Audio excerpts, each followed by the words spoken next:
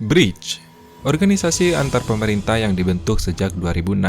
Awalnya didirikan oleh Rusia, Tiongkok, Brazil, India, lalu Afrika Selatan bergabung pada September 2010. Tak bisa dipungkiri bahwa pada dasarnya pembentukan BRICS ini salah satunya sebagai alternatif di tengah kekuatan ekonomi hegemoni Barat. Di sini kita coba bedah bersama dan menimbang apa sih untung ruginya bagi Indonesia jika bergabung ke BRICS. Baru-baru ini Indonesia Setter dikabarkan akan bergabung dengan aliansi dagang, yaitu Brazil, Rusia, India, Cina, dan Afrika Selatan atau yang dikenal dengan akronim BRICS. Sejak 2022, rencana ekspansi BRICS sudah terdengar, di mana Indonesia disebut-sebut bersama Turki, Arab Saudi, Mesir, Argentina, berminat untuk bergabung dengan organisasi ini. Diskusi perluasan anggota diyakini menjadi salah satu pembahasan di KTT BRICS pada akhir Agustus 2023 mendatang. Peran BRICS dalam konteks ekonomi sangat besar, bahkan sudah melewati G7 yang terdiri dari negara maju seperti Amerika Serikat, Inggris, Kanada, Jerman, Prancis, Italia, dan Jepang. Data IMF menunjukkan pada tahun 2022, total gabungan pendapatan domestik bruto BRICS mencapai 22,5 triliun US dollar, melampaui total PDB G7 yang berada di angka 21,4 triliun pada tahun yang sama. Dengan ini, kini BRICS sudah menjelma menjadi pemain penting dalam mempengaruhi pertumbuhan ekonomi secara global.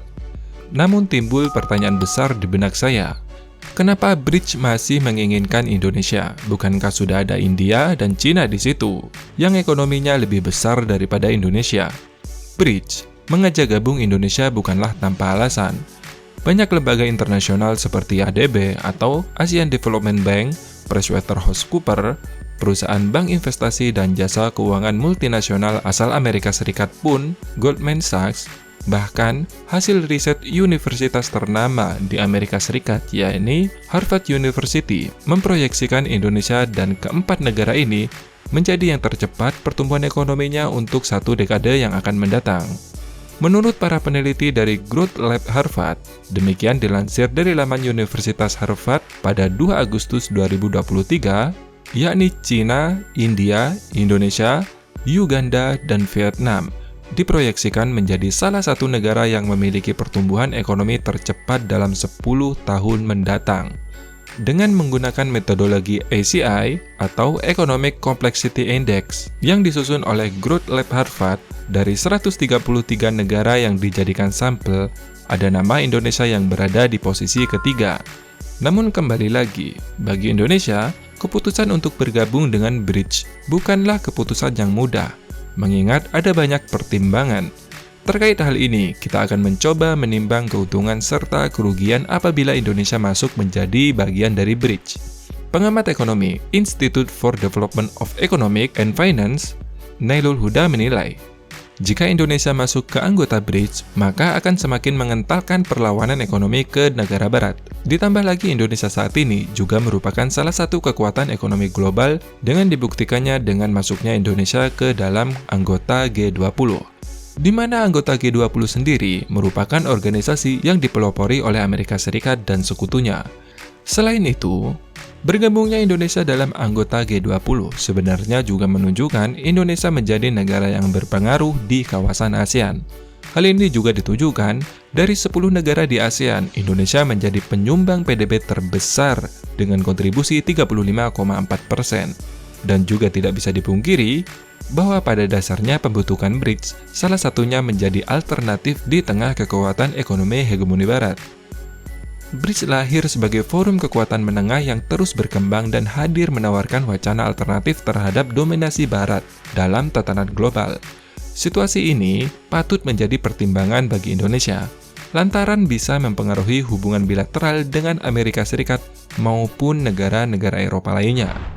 Sementara itu, ekonom sekaligus Direktur Center of Economic and Law Studies, Bima Yudhistira mengatakan, BRICS dengan bank pembangunan barunya yang bernama New Development Bank bisa menawarkan alternatif pembiayaan dengan bunga yang terjangkau, sehingga menjadi opsi misalnya untuk pembiayaan infrastruktur dan transisi energi.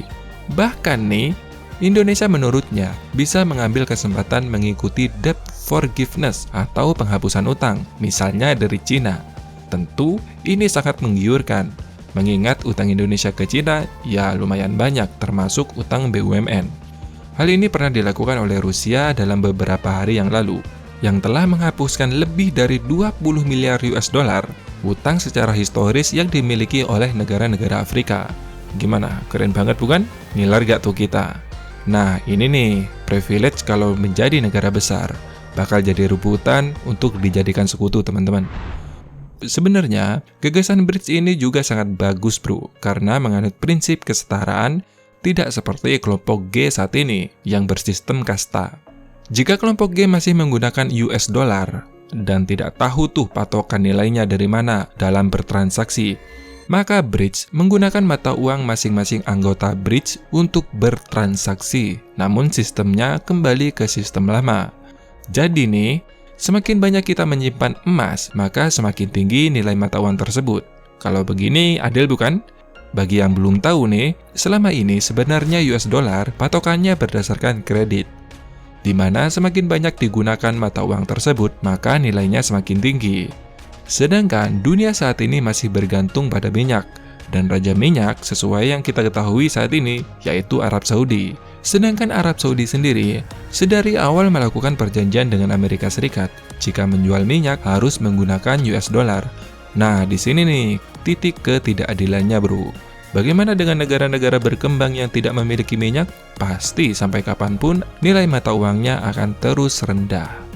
Maka dari itu yang saya maksud barusan, transaksi BRIDS mengusung kesetaraan yang dimana saya pribadi menilai lebih adil daripada sistem yang digunakan oleh anggota G. Terlebih lagi, emas yang menjadi tolak ukur atau standar mata uangnya. Jadi jelas nggak asal cetak tuh seperti dolar saat ini. Seperti diketahui, selain New Development Bank, BRIDS juga mengembangkan inisiatif seperti cadangan kontingen keuangan atau CRA, guna mendukung pembangunan infrastruktur dan memperkuat stabilitas keuangan di negara-negara anggotanya.